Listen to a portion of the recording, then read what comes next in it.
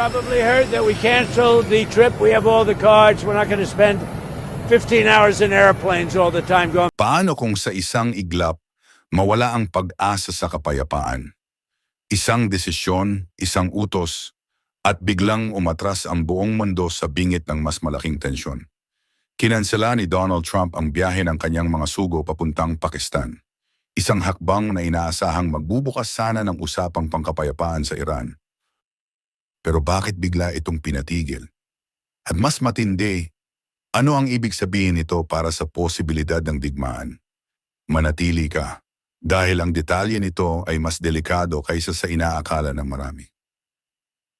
Sa gitna ng tumitinding tension sa pagitan ng Estados Unidos at Iran, isang critical na pagkakataon sana ang binuo, isang pag-uusap sa Pakistan na nagsisilbing tagapamagitan sa dalawang bansa. Nakatakda sanang bumiyahe ang mga envoy ng US kabilang sina Steve Witkoff at Jared Kushner upang makipag-usap sa panig ng Iran. Lahat ay umaasa. Lahat ay nakatingin. Pero sa isang iglap, kinansela ni Trump ang buong misyon.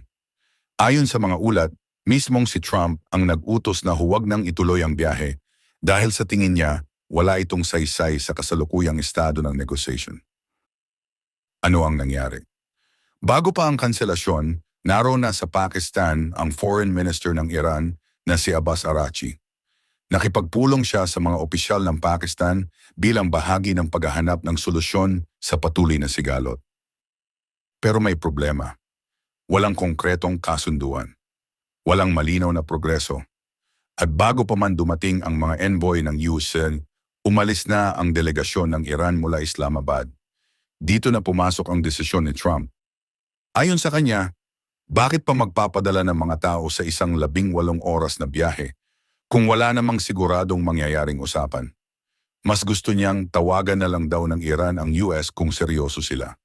Isang simpleng pahayag, pero may malalim na mensahe.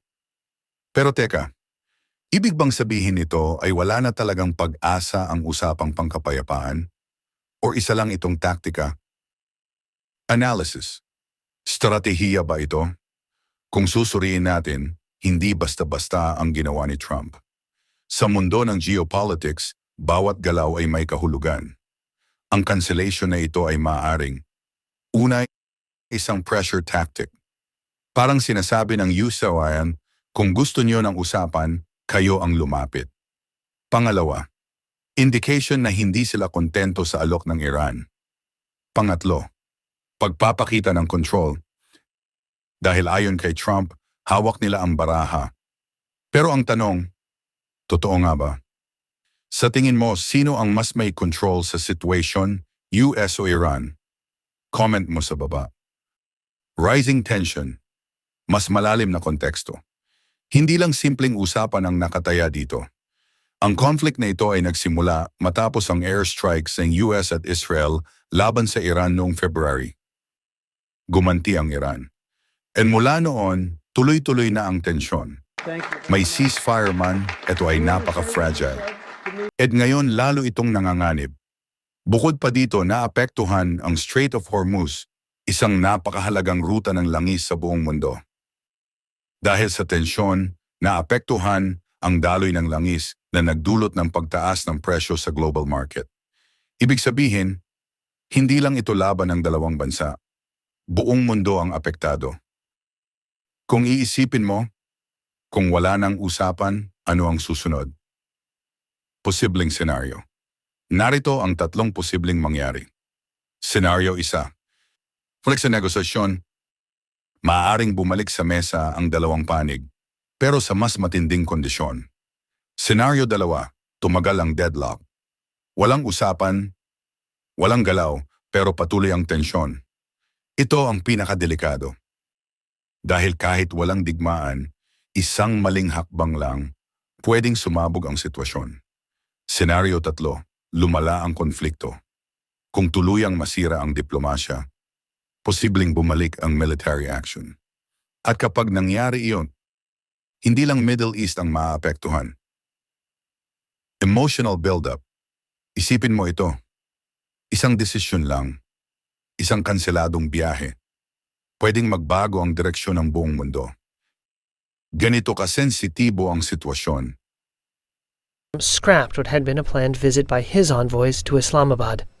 Ikaw, kaibigan, naniniwala ka bang magkakaroon pa ng kapayapaan? O papunta na tayo sa mas malaking krisis? Comment mo sa baba. Sa huli, ang kanselasyon ng biyahe ay hindi lang simpleng logistics issue. Isa itong malinaw na signal na ang usapan ay hindi pa handa, na ang tiwala ay kulang, at na ang kapayapaan ay malayo pa.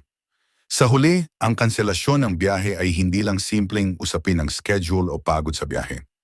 Isa itong malinaw na indikasyon na ang diplomasya sa pagitan ng US at Iran ay nasa isang napakadelikadong yugto. Kapag ang isang leader tulad ni Donald Trump ay biglang umatras sa isang planong usapan, ibig sabihin nito, may nakikita siyang hindi tugma o hindi sapat para ipagpatuloy ang negosasyon. Pero hindi rin natin pwedeng balewalain ang kabilang panig. Arakchi said Pakistan was playing an important Para sa Iran, ang ganitong hakbang ay maaaring makita bilang kawalan ng respeto o seryosong intensyon mula sa US. At dito nagsisimula ang mas malalim na problema, ang pagkawala ng tiwala.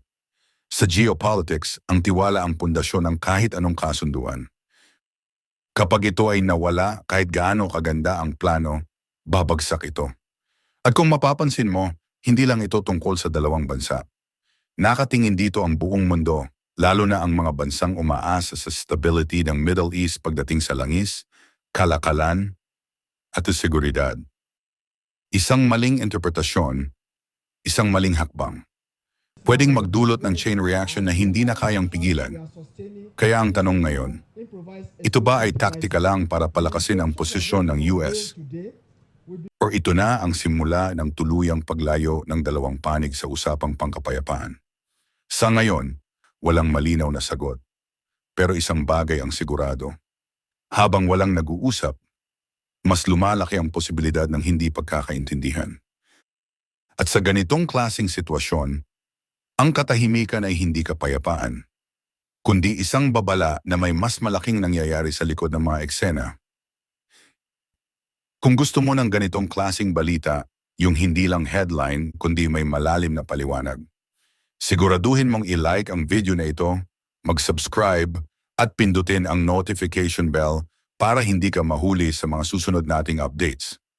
At tandaan, sa mundo ng geopolitics, hindi lahat ng tahimik ay payapa.